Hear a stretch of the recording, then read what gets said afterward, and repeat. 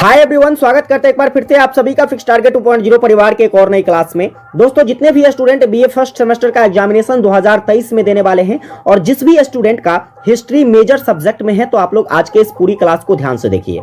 बात करते हैं आज के इस क्लास का, तो देखिए आज के इस क्लास में हिस्ट्री मेजर पेपर के लिए मैं आपको कुछ most important short type questions discuss करके बताने वाला हूं और ये सभी के सभी प्रश्न आपके एग्जाम के दृष्टिकोण से काफी ज्यादा इंपॉर्टेंट है, इसीलिए पूरी क्लास को ध्यान से देखिएगा और सभी प्रश्नों को अच्छे से समझने का प्रयास कीजिएगा ताकि पेपर में जब आपसे ये क्वेश्चंस पूछा जाए तो आप सरलता के साथ आंसर कर पाओ। भगवत गीता पर संक्षिप्त परिचय दे। देखिए, भगवत गीता को समझेंगे। भगवत गीता किससे संबंधित है? तो आपने देखा होगा महाभारत सीरियल देखा है। अगर आपने देखा है तो एक बार प्यारा सा कमेंट करके बताइए कि जी सर मैंने देखा है। तो महाभारत से रिलेटेड है आपका भगवत गीता। अब ऐसा मैं इसलिए कहता हूं क्योंकि देखिए, भगवत गीता या गीता की अगर मैं बात करूं तो यह भारतीय विचारधारा के इतिहास में हिंदुओं का सबसे पवित्र ग्रंथ माना जाता है। मूलतः अगर बात करूं गीता की, तो गीता जो है यह महाभारत के भीष्म पितामह जो थे उनके पर्वों का एक अंश माना जाता है। और इस भगवत गीता में महाभारत युद्ध के अवसर पर अर्जुन को श्री कृष्ण द्वारा दिए गए उपदेशों का संग्रह देखने को मिलता है। भगवत गीता जो है जिसमें क्या मिलता है, तो आप कहोगे सर अर्जुन को जो है भगवान कृष्ण के द्वारा जो उपदेश दिया गया था, कहां उपदेश दिया गया था? तो समझिएगा, मैं आपको सारी कहानी को डिटेल्स में बताता हूं।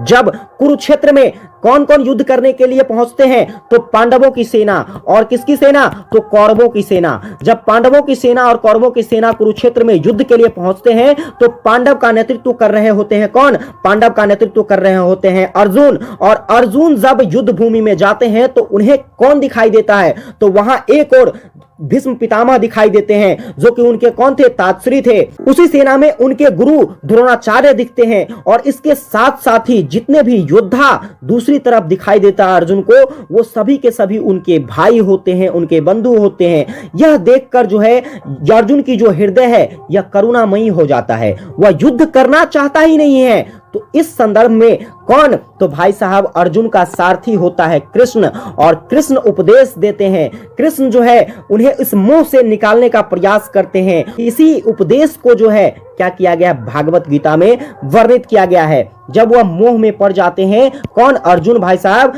तो उनकी जो गांडीव है, यानी कि गांडीव बोले तो धनुष, उनका धनुष उठ ही नहीं पाता, वो युद्ध करना चाहते ही नहीं है। इस ऐसी स्थिति पैदा हो जाती है, वो ऐसे मोह संकट में पड़ जाते हैं। लेकिन भगवान कृष्ण, क्योंकि उन्होंने तो भाई साहब अब जिस मोड़ पर लाकर इस युद्ध को खड़ा कर दिया था, तो परिणाम तो कुछ ना कुछ आना सामने था ही। परिणाम अब क्या आता?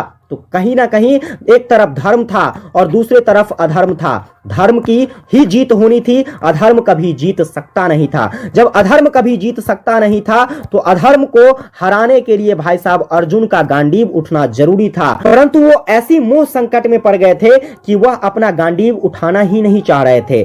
फिर कृष्ण भगवान को रहा नहीं जाता है और वह उपदेश देते हैं, और उपदेश के दौरान जो है यह भागवत गीता सामने आती है। उसी उपदेश को इस भागवत गीता में बताया गया है। इस उपदेश के दौरान भगवान श्री कृष्ण कहते हैं, कर्मण्यवाधिकारस्तु मा फलेषु कदाचन। अर्थात भगवान कृष्ण अपने रथी अर्जुन से कहता है, हे अर्जुन, हे पार्थ, तुम कर्म करो, फल की चिंता ना करो। ठीक है, फल कौन देता है? तो फल आप कर्म करोगे तो आपको फल की प्राप्ति अवश्य होगी। और इस दौरान क्या होती है?